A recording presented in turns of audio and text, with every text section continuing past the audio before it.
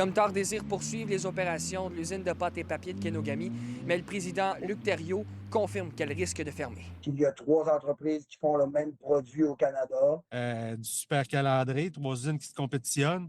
Puis il y a de la place sur le marché pour 2 usines, donc il y a une des 3 usines qui va fermer. Le président de Domtar au Canada a rencontré les employés de l'usine de Kenogami ainsi que le maire Luc Boivin. Des rencontres honnêtes qui donnent des réponses selon les acteurs du milieu. En ce moment, c'est une annonce avec laquelle ça laisse un peu une certaine incertitude, mais au moins, on a leur juste. Puis au final, on va finir par fermer, mais ils ne savent pas quand. C'est-tu dans 6 mois, 2 ans, 3 ans, 5 ans? Ils ne le savent pas. Puis ils nous disaient de travailler sur une solution transitoire pour conserver les emplois reliés à l'usine.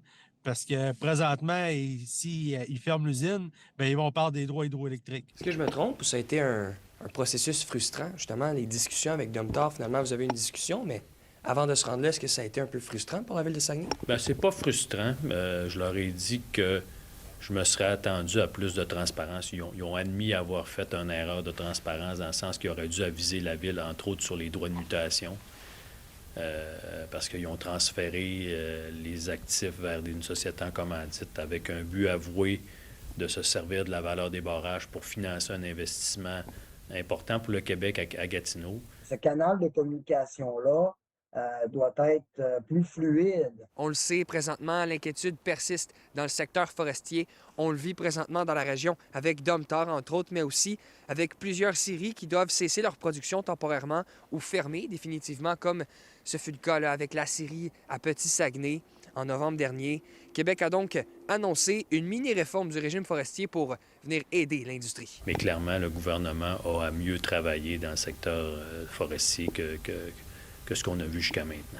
Il y a près de 60 000 familles au Québec qui dépendent directement de l'industrie forestière et il était important d'agir rapidement, d'agir avec force pour soutenir des gens qui en ont vraiment bien besoin. Est-ce que cette réforme-là, qui vient aider les scieries par la banque, peut venir aider Domtar? Le ministre Simard croit que ce changement pourrait injecter environ 20 millions de dollars supplémentaires par année aux scieries de la province. À Saguenay, Étienne Ouellette pour Nouveau Info.